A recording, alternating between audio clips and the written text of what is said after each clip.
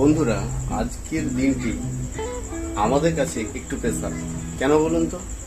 কারণ আজকে বৃষ্টি হয়েছে, অর্থাৎ এই মধ্যবিত্ত ঘরে বৃষ্টি হলে একটু আনন্দের দিন। কেন না, রাতের ঘুমটা একটু আনন্দের সাথে হবে।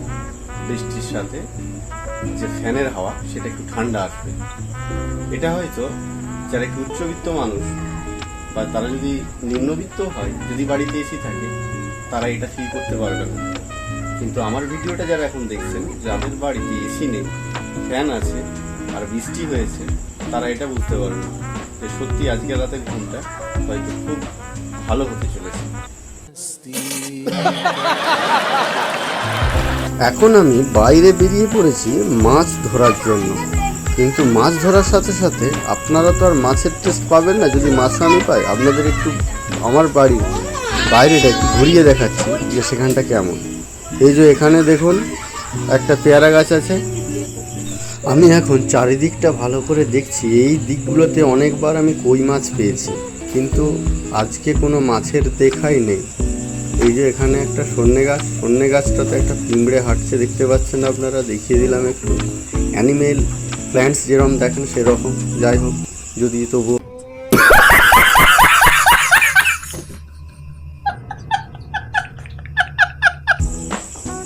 কারো ভালো লেগে দুটো একটা লাইক বা শেয়ার করে দেয়। চাঁদ উঠেছে আজকে সুন্দর, চাঁদটাও দেখিয়ে দিলাম আপনাদের। এই যে একটি ফুলের গাছটাও দেখুন, গাছ থেকে টিপ টিপ করে জল পড়ছে। হ্যাঁ, খুব সুন্দর সেন্ট, মালতী ফুল নামে ডাকা হয় আমাদের এখানে, আপনাদের ওখানে কি নাম জানি না। দেখুন খুব ভালো লাগছে ফুলগুলো দেখতে। যাই হোক, আমি এখন এবার ফুল গাছ আপনাদের দেখিয়ে দিয়েছি, গাছটা ভালো করেই ঘুরিয়ে দেখালাম। তো তারপর আমি এখন পেয়ারা গাছ, এটি দেখুন, এটি পেয়ারা গাছ, কিন্তু প্রতিটি পেয়ারার ভিতরে বড় বড় পোকা, তাই এটা খাওয়া যায় না। তো যাই হোক, দেখুন আমি আপনাদেরকে ঘুরিয়ে দেখাচ্ছি। পিছনে একটা খড়ের গাদা, প্রায় সাপ বেড়ায় এখানে, তবু আপনারা একটু দেখে নিন। তার পেছনে একটা ডোবা আছে। আর এটা হচ্ছে আমাদের ঠাকুর মন্দির। এই ঠাকুর মন্দিরের এই বাইর যেখানে দেখতে পাচ্ছেন, এখানে প্রায় ওখানে পেছনে একটা পুকুর আছে, পুকুর থেকে কই মাছ উঠে আসে। ঠিক আছে, তো কই মাছ উঠে আসতে পেয়েওছি অনেকবার আগে,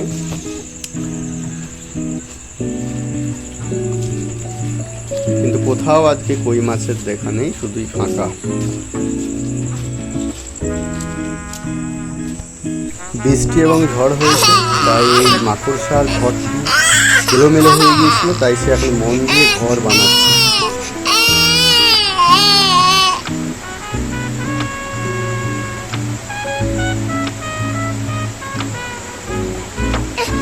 ঝামেলা লেগে গেছে, হঠাৎ বাইরে থেকে ভিডিও বানাতে আওয়াজ পাচ্ছিলাম। দুই ভাই বোনের ঝগড়া খেলা নিয়ে, তাই আমি একটু ঘরের ভেতর আসলাম।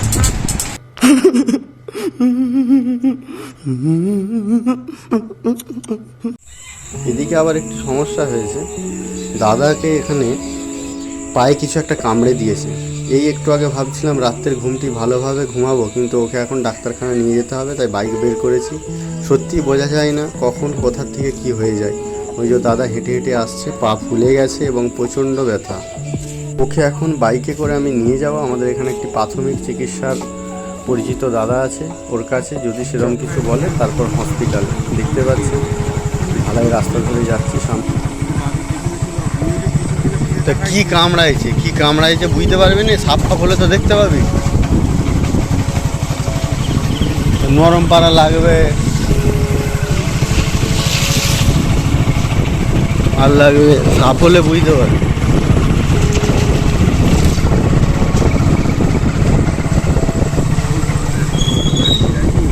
কিছু বিছে টিচেও হতে পারে, আমি তো বললুম যে এইসব হলে হাসপাতাল চলে যেতে হবে, এইসব দেখিয়ে হবে।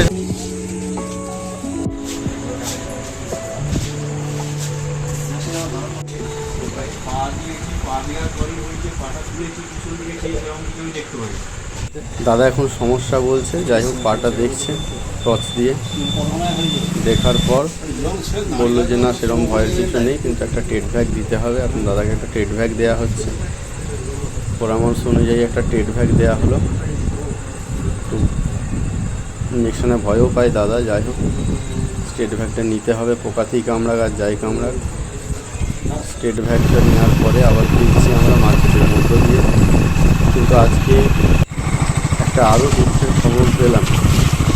আমাদেরই পাশের গ্রামে একজন প্রধান ছিলেন, তিনি মারা গেছেন। এখানে এত লোক দাঁড়িয়ে আছে দেখতে পেলাম তার সৎকারের জন্য। এইসব 7-5 নিয়ে শান্তির ঘুম মাথায় উঠে গেল। हवा निकल गई। যাই হোক, এত কিছু ঘটে গেল, ভাবিনি ব্লগটা আপলোড করতে পারবো, কিন্তু ফাইনালি এত কিছু ঘটে যাওয়ার পরেও সব অভিজ্ঞতা নিয়ে ব্লগটি আপলোড করলাম। কেমন হয়েছে আপনারা জানাবেন। একটা ঝড় চলে গেল ছোটোখাটো। समझ रहे हो आप?